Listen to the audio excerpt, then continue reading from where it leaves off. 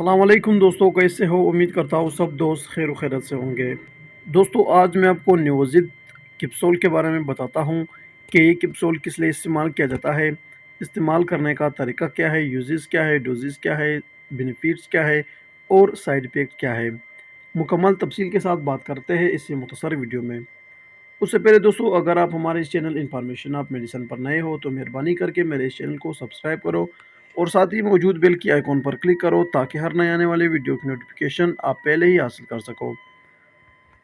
दोस्तों, ये न्यूज़िट कैप्सूल है। इसके एक डब्बी में सिर्फ 6 कैप्सूल आते हैं। इसका फार्मूला है एजिथ्रोमाइसिन 250 mg। दोस्तों, ये एक एंटीबायोटिक कैप्सूल है, यानी कि एक एंटीबायोटिक मेडिसन है। एजिथ्रोमाइसिन बैक्टीरियल इन्फेक्शन को ख़त्म करने के लिए इस्तेमाल किया जाता है। इसके अलावा दोस्तों, एजिथ्रोमाइसिन गले के इन्फेक्शन के लिए बहुत ही बेहतरीन है। टाइफाइड बुखार के लिए बहुत ही बेहतरीन है। अगर आपके कान में इन्फेक्शन हो तो कान के इन्फेक्शन को ख़त्म करने के लिए भी इस्तेमाल किया जाता है।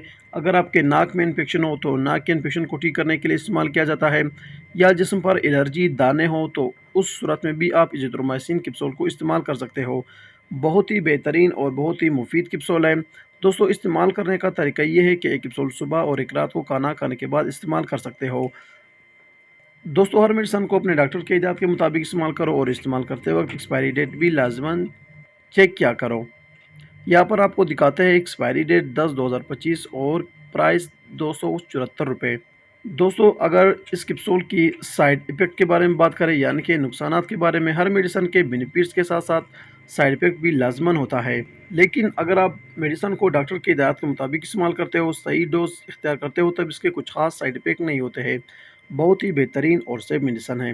दोस्तों, अगर इसके यानी कि एजिथ्रोमाइसिन कैप्सूल के साइड इफ़ेक्ट भी हो जाए तो इसके साइड इफ़ेक्ट में पेट में दर्द हो जाता है, सर चकरा सकता है, उल्टी आ सकती है।